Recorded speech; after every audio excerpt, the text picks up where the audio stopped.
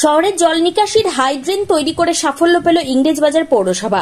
18টি ওয়ার্ডের জমা জল বের হবে এই ড্রেনের মাধ্যমে বলে দাবি পুরপ্রধানের। মঙ্গলবার সকাল থেকে জোর গতিতে বিভিন্ন এলাকার জমা জল হাই ড্রেনের মাধ্যমে নামে মহানন্দা নদীতে। গত কয়েকদিনের বৃষ্টিতে জল জমেছিল শহরের বিভিন্ন এলাকায়। সেই জমা জল হাই ড্রেনের মাধ্যমে মহানন্দা নদীতে ফেলতে সাফল্য পায় ইংরেজবাজার পৌরসভা।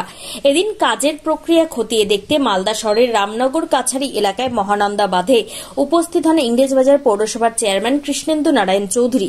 তিনি বলেন, বড় চ্যালেঞ্জের মধ্য দিয়ে পৌরসভার উদ্যোগে তৈরি করা হয় এই ড্রেনটি। হিউম পাইপ মাটির তলে পুশ বেক করে বসানো হয়।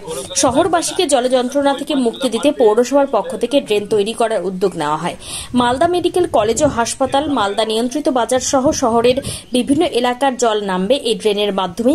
মালদা নিয়ন্ত্রিত বাজারের পেছন থেকে 12 নম্বর জাতীয় সড়কের ধার ধরে ড্রেন মিলেছে মহানন্দা নদীতে।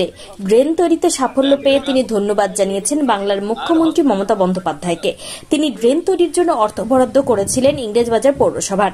পাশাপাশি NHI সেচ দপ্তর ও এই কাজে সহায়তা করেছিলেন বিভিন্ন দপ্তরের আধিকারিকদের ধন্যবাদ জানান তিনি। দেখুন, 18টা ওয়ার্ড এফেক্ট হয়েছে, প্রায় 15টা অফিস, ছোট বড় সব।